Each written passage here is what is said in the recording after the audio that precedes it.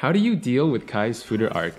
When you're fighting a Kai, sometimes he just keeps using Foudre Arc to confuse and steal his turn back. So what do? Well, long story short, just slap it. But in order to understand how to effectively counter Foudre Arc, let's take a look at what makes Foudre Arc strong.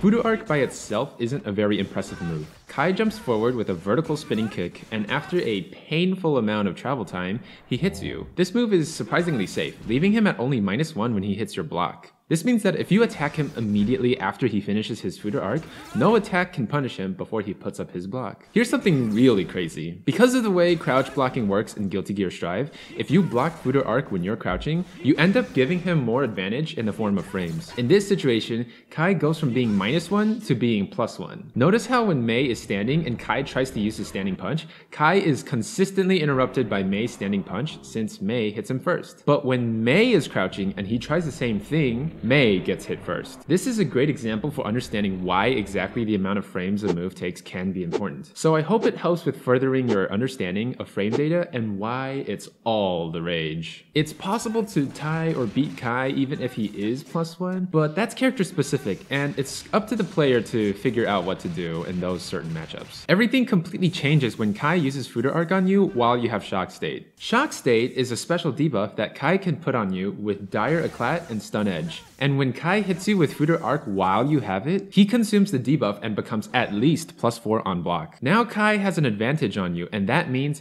it is not your turn yet. If you attack, you're gonna get smacked because his attacks will come way earlier than yours. To prevent Kai from getting this advantage to begin with, make sure to be ready to hit Kai out of his Foudre Arc as he begins it, since the part where he's traveling through the air can't actually hurt you. Funnily enough, if Kai uses Foudre Arc too close to you when you're crouching, he goes flying over your head. Since Foudre Arc isn't very desirable when the opponent doesn't have Shock State, most Kais will try to avoid using it until they've applied Shock State to you. Once he applies Shock State, Kai might try to steal his turn back by using Foudre Arc, so make sure you have your finger on your favorite checking tool to smack him out of the attack. And make sure to put your finger on the subscribe button so that you can be notified when I make my next video.